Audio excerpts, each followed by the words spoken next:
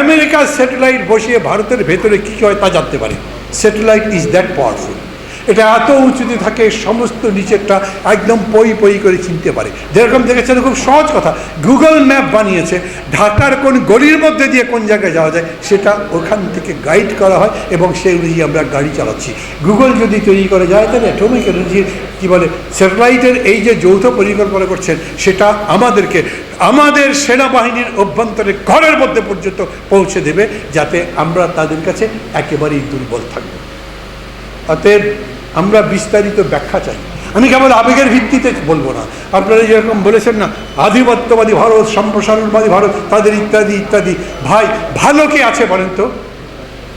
আমি ছাড়া পৃথিবীর কোন দেশ আছে আমাকে নিঃস্বার্থভাবে সহযোগিতা করেছে যাতে আমি আমার মতো করে দাঁড়াতে পারি?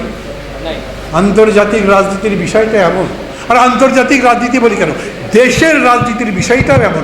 সবাই তো জানেন, এই যে মুঘল সাম্রাজ্য, এত বড় সাম্রাজ্য, এক ভাই আরেক ভাইয়ের বুকে ছড়ি বসিয়ে চলে শুধু ক্ষমতার জন্য।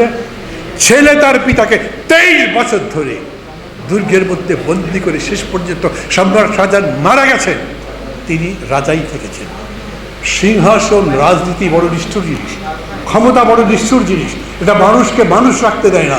সেই কারণেই যখন কেউ বলেন আমরা তাদের কাছে সম্প্রীতি চাই, তাদের সাথে বন্ধুত্ব স্থাপন করতে চাই, আমাদের মধ্যে স্বামী স্ত্রীর সম্পর্ক, ওই সমস্ত 420 কথাবার্তা বললে মানুষ শুনবে না।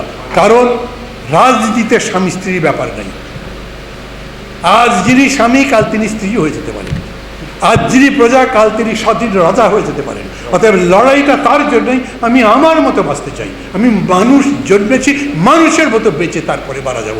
আমার উপরে কেউ প্রভুত্ব করবে, আমার ঘাড়ের উপরে কেউ পা তুলে চলবে, সেইটা আমি চাই না। অতএব বুঝে দেখেন, আমি নিজের থেকে গিয়ে যদি তাকে আমার সব কিছু দিয়ে দিই, একটা দেশের প্রধানমন্ত্রী বলেন আমি যত দিয়েছি আর কেউ ভারতকে তত দিতে পারিনি, মানে কি? আপনার নিজের ব্যক্তিত্ব বলে কিছু নেই, আপনার দেশপ্রেম বলে কিছু নেই, আপনার নিজের অস্তিত্ব সম্পর্কে আপনি এখন পর্যন্ত জানেন না। অতএব কাজ হলো এটাই।